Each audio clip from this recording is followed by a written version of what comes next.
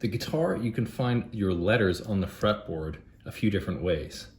So one of the ways is your open string, whatever the letter is, like the smallest string here, this happens to be an E. And if you played that on fret 0, that would be our E. But if you add all these metal bars all the way up until you reach your 12th fret, usually this has 2 marker dots,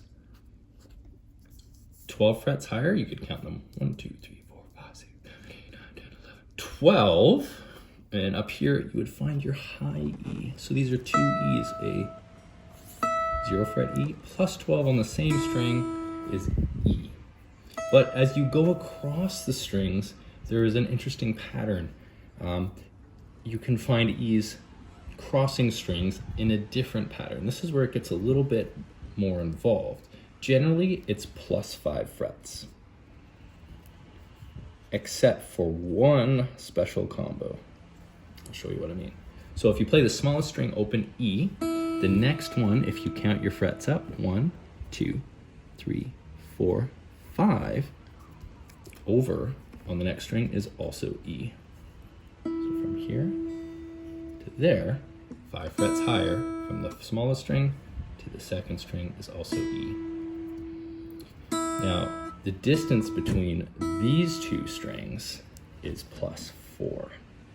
All the other ones are plus 5. So check out the plus 4 distance from the second and third string. So now if you're on here on E, you go to the next string plus 4. 1.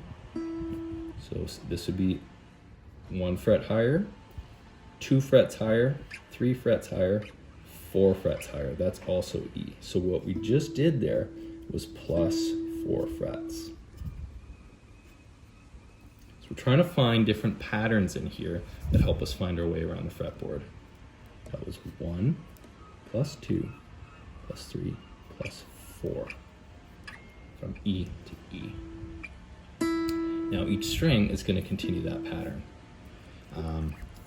So the next string over we would plus 5, and then we would continue from there. But let's just start with those there. I'm going to show you another way to look at it. So if you take all your strings, you've got the open E, we're going to plus 5 now to the next string. 1, 2, 3, 4, 5. There's our E. The next string is B. This one happens to be plus 4 to the string larger. 1, 2, 3, 4. That was plus 4 frets. From B to the next string bigger. The G, string G, if you go to the next string bigger, it is a plus 5. So 1, 2, 3, 4, 5. This is the G. The same G as this G. The next string over, D, open, 0 frets. This is our plus 5. 1, 2, 3, 4, 5. This string to the next string over is also plus 5. 1, 2, 3, 4, 5.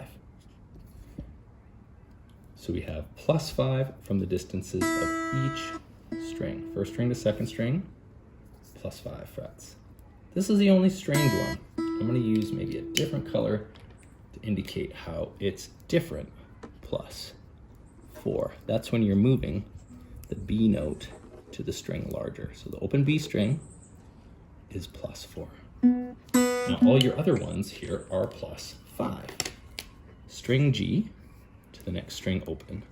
1, 2, 3, 4, 5. That's our plus 5. So again, these are all plus 5 except for the B. The D string to the next string bigger is also plus 5. 1, 2, 3, 4, 5. The same D.